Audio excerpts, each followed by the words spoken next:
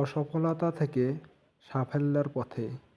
একটি ছোট্ট গ্রামে অর্জুন নামের একটি ছেলে থাকত। সে পড়াশোনায় খুব ভালো ছিল এবং সবসময় বড় কিছু করার স্বপ্ন দেখত। কিন্তু তার সবচেয়ে বড় সমস্যা ছিল,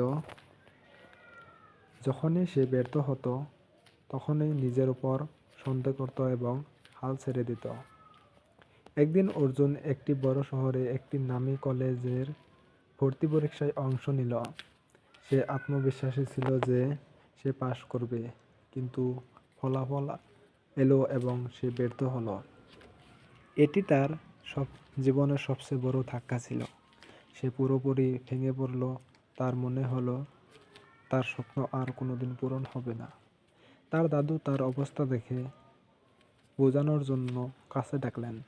তিনি একটি গল্প শোনালেন। এই দেখো বাবা, দাদু বললেন এবং তাকে তাদের খেতে নিয়ে গেলেন। তিনি তাকে একটি ছোট্ট বাঁশের গাছ এবং একটি নিম গাছ দেখালেন। আমি এই দুটিকে একই দিনেই রোপণ করেছিলাম।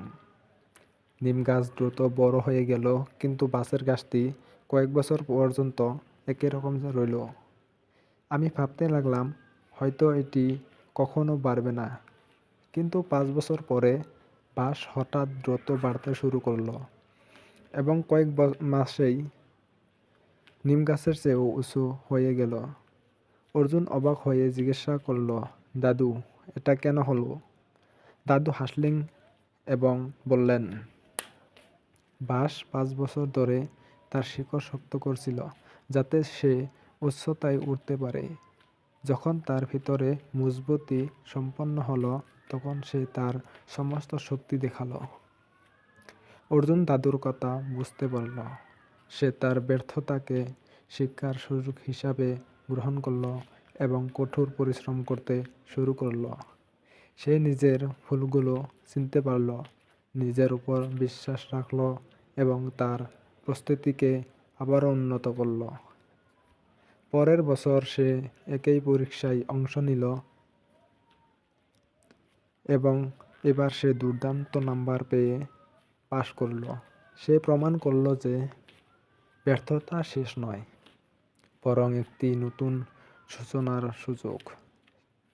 এর থেকে এটাই শিক্ষা পাই যে প্রতিটি ব্যর্থতার পিছনে একটি শিক্ষা লুকিয়ে থাকে।